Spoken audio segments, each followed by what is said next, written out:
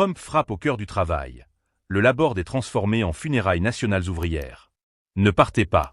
Ce que vous allez entendre n'a rien d'ordinaire. Derrière les drapeaux, les discours et les célébrations, un geste brutal vient de transformer la fête du travailleur américain en un rituel funéraire. Chaque indice, chaque décision, chaque symbole compte. Nous parlons d'un événement qui pourrait bien redéfinir ce que vous pensiez savoir sur le rapport entre le pouvoir et le peuple aux États-Unis. Avant d'entrer dans ce labyrinthe d'intérêts cachés, prenez un instant, aimez cette vidéo, abonnez-vous à la chaîne et activez la cloche de notification. Ici, au Point US, nous ne servons pas l'actualité fade et insipide. Nous la décortiquons, nous la confrontons, et nous la présentons telle qu'elle est, tranchante, épicée et sans compromis. Ce que vous allez découvrir dans ce reportage n'a rien de banal. Restez avec nous. Partie 1. La bannière du malaise. Alors là, mesdames et messieurs, on a assisté à une scène digne d'un théâtre en plein air, sauf que cette fois-ci, la pièce n'était pas signée Molière mais bel et bien Trump lui-même. Devant le ministère du Travail, un bâtiment déjà fatigué par des décennies de licenciements massifs, qu'est-ce qu'on découvre? Une immense banderole où le visage orange et triomphant de Donald Trump trône aux côtés de Theodore Roosevelt. Oui, Roosevelt, le président qui avait au moins essayé de freiner les excès du capitalisme sauvage au début du XX siècle. Une photo de famille improbable, comme si on collait le visage de Lionel Messi à côté de celui d'un arbitre corrompu et qu'on appelait ça une alliance historique. Les Américains qui passaient devant ont eu droit à un drôle de spectacle. D'un côté, un hommage soi-disant solennel aux travailleurs. De l'autre, un message subliminal qui dit en gros « Le patron, c'est moi, et vous, vous restez les figurants ». Vous voyez un peu le paradoxe? Accrocher la photo du « cher leader » sur un immeuble où des milliers de travailleurs ont perdu leur emploi, c'est comme servir un grand banquet funéraire à celui qu'on vient d'affamer. Et c'est là que l'ironie atteint son sommet. Car Trump, en se mettant à côté de Roosevelt, essaie de se déguiser en défenseur du peuple. Mais on le connaît, ce n'est pas le costume qui fait le héros. C'est un peu comme ces vendeurs de quartier qui vous jurent que leur montre Rolex est authentique alors qu'elle s'arrête dès qu'il pleut. L'emballage brille, mais le contenu est du toc. Ce coup de communication, mes chers spectateurs, c'est plus qu'une photo, c'est un signe. Un signe que dans l'Amérique de Trump, le travailleur est un décor, un accessoire qu'on brandit quand ça arrange, mais qu'on range aussitôt derrière le rideau une fois les caméras éteintes. Pendant que les puissants s'accaparent les projecteurs, le peuple, lui, reste dans l'ombre. Et c'est précisément cette contradiction que nous, au Point US, on refuse de laisser passer. Mais attendez, la vraie farce, c'est que certains commentateurs, dans les médias pro-Trump, ont même osé qualifier cette mise en scène de dictature chic.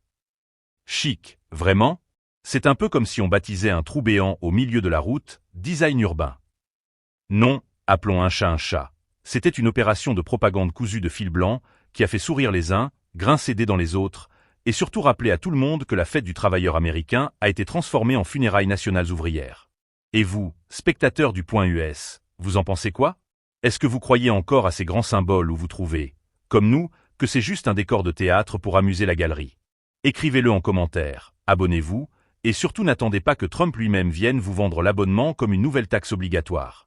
Ici, c'est vous qui choisissez, pas eux. Et puisque l'image, c'est une chose, mais la réalité du quotidien, c'en est une autre. Passons maintenant à ce que j'appelle le travailleur fantôme de l'Amérique. Partie 2.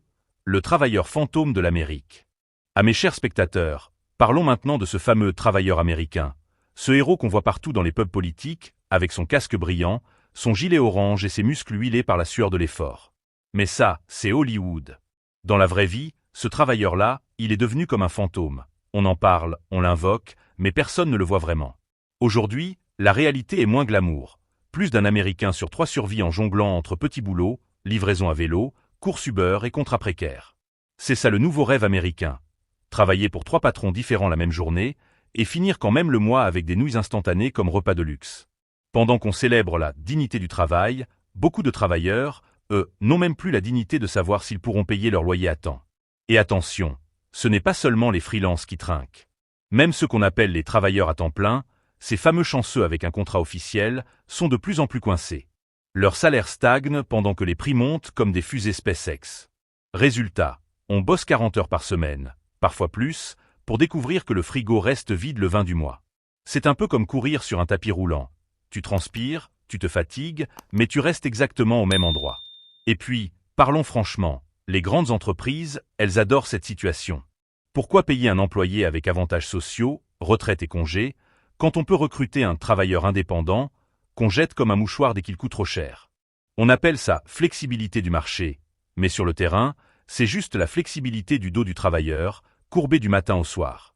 Un rapport de Harvard a même révélé que certains travailleurs à la tâche gagnaient moins que le salaire minimum légal.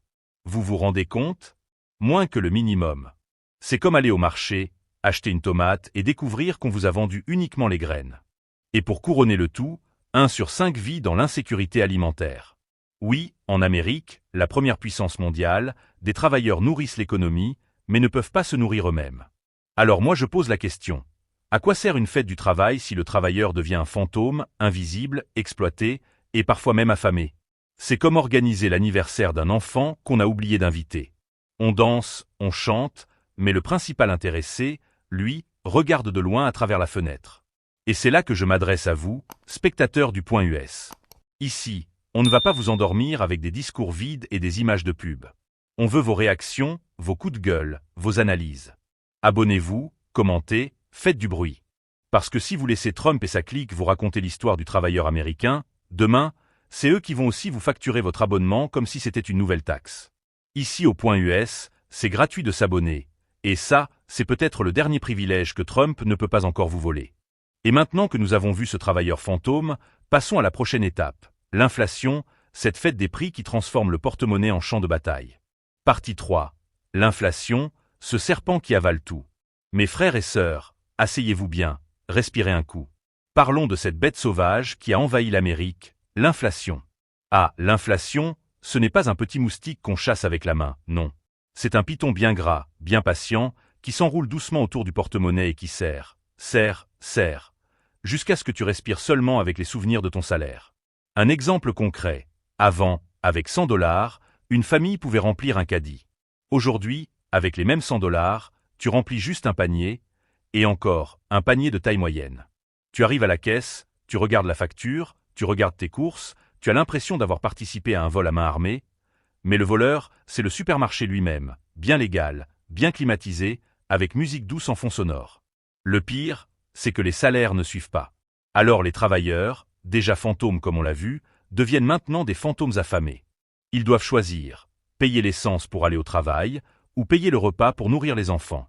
Tu roules pour travailler, mais tu n'as rien à mettre dans la marmite. Ça, mes amis, ce n'est pas la vie, c'est la survie déguisée en économie de marché. Et quand tu demandes aux politiciens ce qu'ils font pour arranger la situation, ils te sortent des discours sophistiqués, avec des graphiques, des pourcentages et des mesures macroéconomiques. Pendant ce temps, les gens au quartier comptent les grains de riz un par un pour que ça tienne la semaine. Voilà la magie américaine. Pendant que Wall Street annonce des records, Main Street, elle, annonce seulement des crédits impayés. Ne vous laissez pas berner. L'inflation n'est pas une maladie naturelle comme la grippe. Non. C'est une construction humaine, une stratégie. Les grands de ce monde en profitent. Les entreprises augmentent les prix en criant « inflation, inflation ». Mais derrière, leurs profits explosent comme du maïs au feu. C'est ce qu'on appelle le gridflation, l'inflation de la gourmandise. Bref, pendant que vous serrez la ceinture, certains PDG, changent juste la taille de leur yacht. Et pour les Américains modestes, chaque mois devient un parcours du combattant. Acheter du pain, du lait ou de l'électricité, c'est devenu une compétition olympique. Qui réussira à finir le mois sans prendre un nouveau crédit? Le pire, c'est que même les crédits coûtent plus cher, parce que les banques ont flairé l'aubaine. Résultat, tu travailles, tu t'endettes, tu souffres, et tu célèbres quand même la fête du travail. Franchement, si ce n'est pas de l'humour noir, je ne sais plus ce que c'est. Mes chers spectateurs, voilà pourquoi je vous dis, ne laissez personne vous raconter l'Amérique comme si c'était un conte de fées. Ici, au Point US, on arrache les masques, on brise les paillettes et on met la vérité nue devant vous. Alors abonnez-vous. Oui, abonnez-vous. Parce qu'aux États-Unis, tout devient payant, l'eau, l'air, même les sourires. Mais au moins, ici, cliquez sur « S'abonner » reste gratuit. Profitez vite avant que Trump ne transforme YouTube lui-même en ministère des impôts. Et maintenant que nous avons vu comment l'inflation étrangle les foyers américains, passons à la partie suivante. L'enterrement en grande pompe des syndicats, ces derniers soldats du peuple qui se battent encore, mais dont la voix devient de plus en plus faible. Partie 4. Les syndicats, ces lions édentés. Mes chers, parlons maintenant de ceux qui, autrefois, faisaient trembler les patrons comme les tam-tams font trembler le sol du village. Les syndicats. Ah oui, c'étaient de vrais lions, des bêtes de la jungle ouvrière. Quand ils rugissaient, les patrons baissaient la tête. Mais aujourd'hui, mes frères, ces lions-là n'ont plus de dents. On dirait même qu'ils ne savent plus rugir.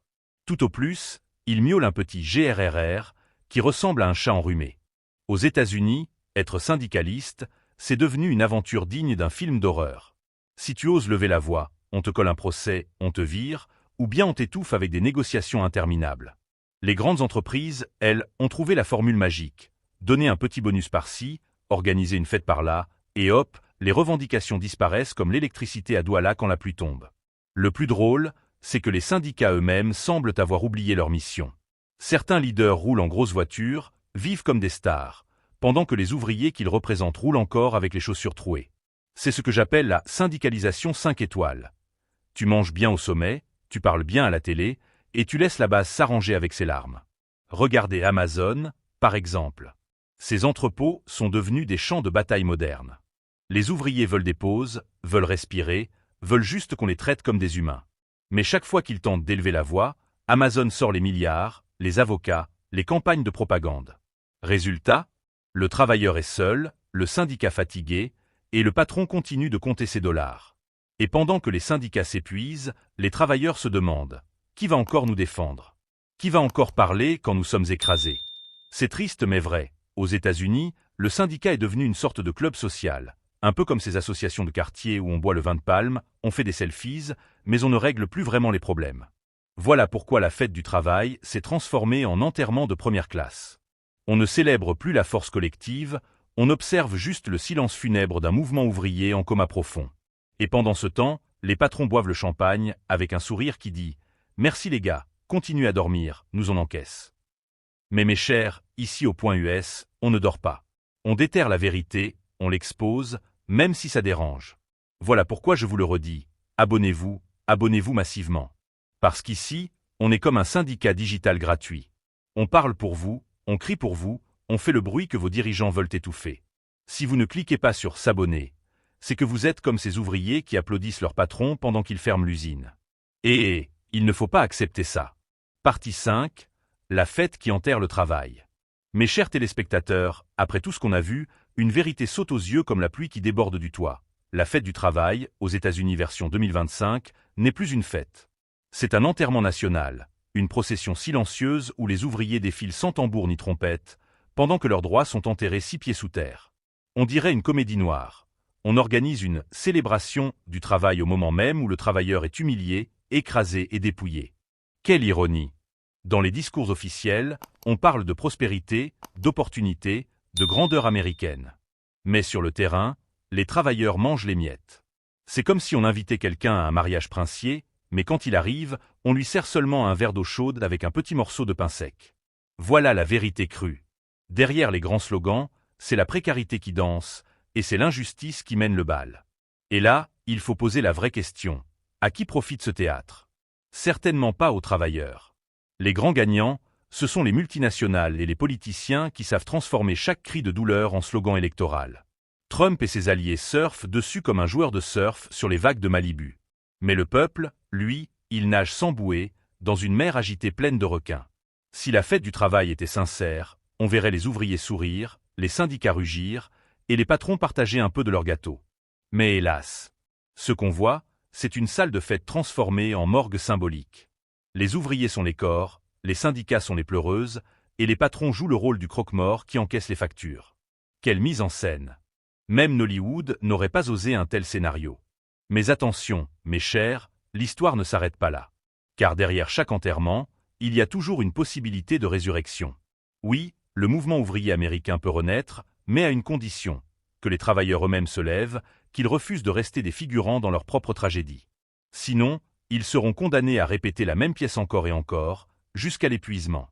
Et c'est là que le point US entre en scène. Parce qu'ici, on ne se contente pas de commenter l'actualité, non.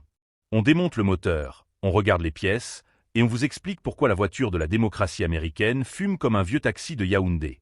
Si vous voulez continuer à recevoir ces vérités servies avec piment, cliquez sur s'abonner. Sinon, vous allez rester dehors, comme ces ouvriers qui regardent la fête du travail à travers la vitre sans jamais être invités à la table. Et choisissez bien. Mes chers, ce que vous venez de voir n'est qu'un chapitre. Le monde politique américain est un feuilleton plus long que les feux de l'amour, avec ses intrigues, ses trahisons et ses coups de théâtre. Alors accrochez-vous, car dans notre prochain épisode, nous allons encore lever le rideau sur d'autres secrets croustillants que personne n'ose dire. Et je vous promets, ça sera encore plus épicé que le ndolé de Douala. Partie 6, Trump, la pyromanie et la fête des illusions. Mes chers spectateurs, nous voici arrivés à l'apogée du spectacle. Trump, ce pyromane qui, à chaque geste, transforme une simple étincelle en incendie national. Oui, il frappe encore au cœur du travail américain, mais cette fois, on voit l'ampleur du désastre comme si on regardait un village incendié depuis le sommet de la colline. Ce n'est plus seulement une attaque contre les syndicats ou les salaires, c'est un feu de broussailles qui menace tout le paysage social. Regardons la scène de plus près. Les politiciens parlent de croissance, de prospérité, de création d'emplois.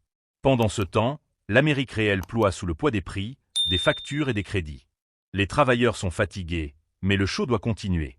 Trump, lui, pose pour les caméras avec son sourire triomphant et ses banderoles dorées. C'est un peu comme si un pyromane organisait une soirée barbecue pour célébrer le feu qu'il vient de déclencher. Oui, mes frères et sœurs, c'est ça la vraie satire américaine. Et que dire de l'IA et de la technologie? Alors que certains voient une révolution, les travailleurs y voient un bulldozer qui détruit des emplois et déplace des familles. Les centres de données poussent comme des immeubles fantômes, engloutissant l'énergie, le temps et les ressources, pendant que les petits métiers disparaissent. Les robots remplacent les mains humaines, et le grand public est invité à applaudir cette modernité, pendant qu'il pleure ses fins de mois. Mais l'ironie ultime, mes amis, c'est que tout ce chaos est justifié sous le couvert de la liberté économique. Oui, liberté, disent-ils. Liberté de licencier, liberté d'augmenter les prix, liberté d'expulser les travailleurs, liberté de transformer chaque employé en simple chiffre comptable. Une liberté qui ressemble à un carnaval où seuls les riches ont droit au confetti, tandis que le reste danse dans la poussière. Alors, que faire? Se plaindre dans son coin? Crier dans le vide? Non. Il faut voir, comprendre et surtout réagir. Et c'est là que le point US entre en jeu. Nous ne sommes pas là pour endormir, nous sommes là pour réveiller. Abonnez-vous, commentez, partagez. Sinon, vous resterez spectateur du feu, pendant que d'autres ramassent les braises. Et croyez-moi, rester sans réaction dans ce pays, c'est comme regarder un match de football sans ballon, inutile et frustrant. Mes chers, maintenant que nous avons parcouru la fête qui est devenue funérailles, l'inflation, le syndicalisme en agonisant et la pyromanie présidentielle, préparez-vous. Dans notre prochaine investigation, nous allons explorer les stratégies secrètes et les plans invisibles derrière les bureaux de la Maison-Blanche, ceux qui décident réellement de la vie des travailleurs américains. Conclusion. De Roosevelt à Trump, de Gompe à Depp, l'histoire américaine montre une vérité. Sans la pression de la classe ouvrière, il n'y a pas de progrès. Aujourd'hui, ce n'est pas seulement une bataille économique, c'est une lutte existentielle.